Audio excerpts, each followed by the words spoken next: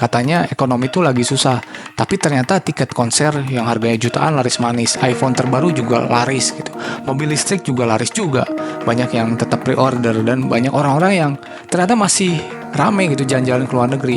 Jadi sebenarnya apa yang terjadi di ekonomi kita? Jadi orang itu makin kaya atau makin susah sih sebetulnya? Oke, gini ceritanya. Kalau kita lihat dari data 5 tahun terakhir, ekonomi kita tuh sebenarnya sempat babak belur karena pandemi ya. Dan kabar baiknya sekarang tuh ekonomi mulai bangkit lagi. Tahun 2022 sampai 2023 kita bahkan berhasil tumbuh 5%. Tapi tunggu dulu nih, pertanyaannya tumbuh buat siapa kan? Kalau kita lihat datanya lebih dalam, ternyata distribusi pendapatan ini agak gimana ya? Timpang ternyata. Kita cek datanya dari Open Data World Bank tentang Indonesia. GDP annualnya kayak gini. Nah, di sini sebetulnya bisa mulai kelihatan nih.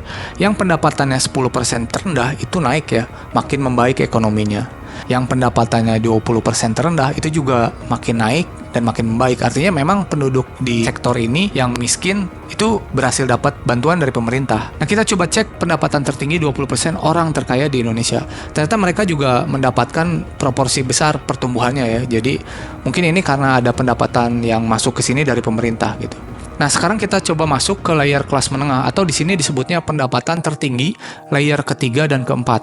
Ternyata setelah kita cek turun jauh. Jadi inilah yang terjadi sebetulnya. Kelas menengah itu adalah orang-orang yang paling terdampak ekonominya ya. Jadi buat kalian ngerasa ekonomi makin sulit, itu benar. Kenapa HP, tiket konser itu laris? Ya itu produk kelas atas ya. Jadi kelas atas tuh sekarang ekonomi lagi naik. Jadi mereka yang beli, bukan kalian kelas menengah. Nah terus kenapa UMKM makin susah? Karena pembeli mereka adalah kelas menengah, bukan kelas atas gitu ya. Bahkan Bukalapak juga kan tutup ya. Jadi itu udah membuktikan banget kalau ada sesuatu terjadi di kelas menengah gitu. Jadi diskusinya adalah kelas atas sudah naik, kelas bawah juga sudah naik. Nah terus pertanyaannya adalah apakah ada program pemerintah untuk kelas menengah? Jika kalian tidak sependapat, komen, dan jika kalian suka, subscribe ya.